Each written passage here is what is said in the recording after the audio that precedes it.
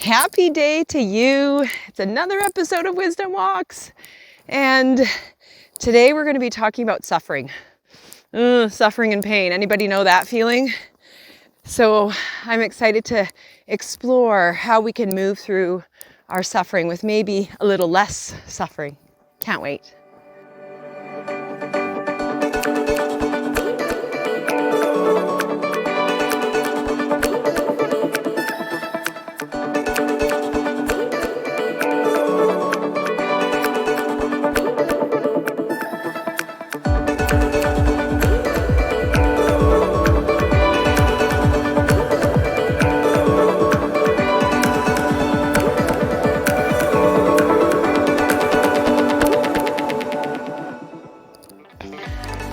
All right, so good to be with you. I feel like it's been a while. I was in hibernation mode a little bit in through December and a bit of January, moving through some grief.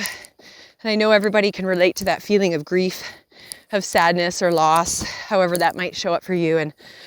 And so it's caused a lot of reflection for me around suffering and pain.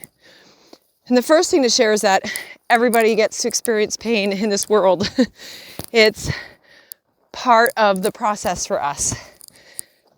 Now, the difference between people is that we get to choose how much we suffer. But most of us don't know that. We forget sometimes. And as I was doing some work, I was given a vision. And I saw two men on a life raft. So let's call man A and man B. Man A is on a life raft, and there's a toolbox on his life raft. That toolbox has everything he needs to survive. It's got food, it's got water, flare gun, it's even got a radio. It's got everything he needs. Same thing with man B. Man B also has everything he needs. He's got his food, his water, everything's in the toolbox. But the difference is that man B forgets that he can open the toolbox. He doesn't realize he can open the toolbox. And so as these men are out in the open sea on these lifeboats, man A starts to get a bit thirsty and he suffers a little bit, he's like, oh man, I'm so thirsty. And then he remembers, oh my goodness, I've got a toolbox, I've got water. So he goes in his toolbox, has some water. Man B begins to get thirsty. He forgets he's got the water. And so he's struggling and he's parched and he's looking at the water of the sea and thinking, oh man, I just want water, I need to drink. And so man B begins to suffer a bit more. Man A has already realized he's got the tools and is helping himself get through that. So he suffers less. Next thing you know, they start to get hungry. So man A his stomach starts to growl and he's really getting hungry and he suffers a little bit. But that hunger pain reminds him, oh, there's something I need to solve here. And he remembers, oh, I've got food in my toolbox. Man B, oh, he starts to get hungry and he's suffering. He is not comfortable. And he forgets that he can open his toolbox and he sits in this hunger and this pain. Why am I so hungry? I'm just so hungry. And he gets stuck in that hunger. So finally, both men get to a point where, they've been out on the open water for a while. Man A, he's out of water, he's out of food, and, he's starting to struggle. He's starting to, feel a little rough, but then he remembers, I have a radio and a flare in my toolbox. I can call for help. I'm going to call and ask for help. And so man A calls and asks for help, and he shoots his flare, and sure enough, after a little bit of suffering, he gets saved. And man B is looking at man A thinking, how come he gets saved? How come there's an end to his suffering? I'm suffering so much. And man B again forgets he has the flare and he has the radio to call for help. And so this is a wonderful analogy to how we live our lives, isn't it? Where we see other people and we think, why are they doing so well? Why aren't they struggling like I'm struggling? And meanwhile, we have the tools in our toolbox and we can choose to open that toolbox. And so I bring the story to the surface for you because I want to remind you that you have the power within you. You have all the tools you need, all of them, My hand's getting cold. I need to switch hands without kind of blocking my screen here. So this is the beautiful thing. We have the power within us. We have the tools. And sometimes it's hard to see the tools. Sometimes it's hard to recognize that we have the tools. But they are there. And, you know, in the last couple of weeks, I've been moving through quite a bit of grief from some loss. And that's okay. But I was suffering. And I was in a pretty big pit of despair and sadness and grief. And I'm laying in bed and I'm crying and I'm thinking, why is this happening? And haven't I done all the work already?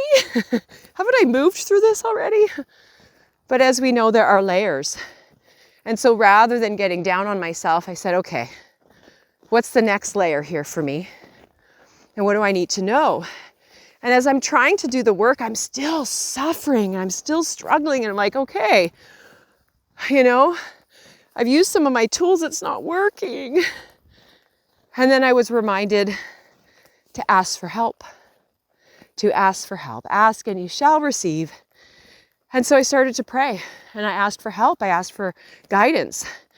And, you know, a beautiful thing happened. My auntie who had just passed, who I was grieving for, came for a visit. And she came and she laid beside me. And she says, you're okay. You're okay. And she repeated that. And all of a sudden I felt this sense of relief in that. Yeah, I was okay. And I would be okay. Even if in that moment I didn't feel like it. And so that asking was so powerful. It was like that radio in the lifeboat. Come and help me. I'm here. I need your help. And so this began to shift the energy. And I was reminded of the beautiful poem, Footprints. You guys might know that poem, Footprints. It's about a man and Jesus walking on the beach. And there's two sets of footprints. And as they're walking, the man begins to struggle and suffer. And he realizes there's only one set of footprints. And he says to Jesus, Jesus, why have you abandoned me when I need you the most? There's only one set of footprints, you've left me. And Jesus said, no, I'm carrying you. I'm carrying you. That's why there's only one set. And so this is a reminder for all of us that we are being carried. We are being carried. When we are in the most desolate, desperate places, the deepest sufferings, we are being carried. And that is such a beautiful reminder, I think, for all of us to recognize, especially when we feel so alone or so burdened by life. We are being carried when we need it. And so one of the sayings I have is, in every given moment, you have everything you need and then some. In every given moment, you have everything you need and then some. And I just absolutely love this quote because it is a beautiful reminder that we have all that we need. It's just that we forget. We forget we can open the toolbox. We forget we can ask for help. And so I hope this is a reminder for you, whether you're in suffering right now or whether you'll have it later in the year. We go through it. Excuse me. We all go through it. And we do get to choose how long we stay in that suffering for. We have the tools we need. And we have this amazing opportunity to ask. So I leave you with that today. I wrap you in so much love. And we'll see you again soon on the next Wisdom Walk. If you have not joined the Sacred Alchemists in Facebook, look up our group. We've got a group called the Sacred Alchemists. And we invite you to join. I post things on there. I share information, little memes and quotes and things of inspiration. And so I invite you to check that out if you haven't already. And of course, there's always the When Spirit Calls podcast. Lots of great interviews on there. Lots of great learning too. So know that there's more where this comes from. And I invite you to explore. Lots of love to you all. We'll see you again soon. Bye-bye.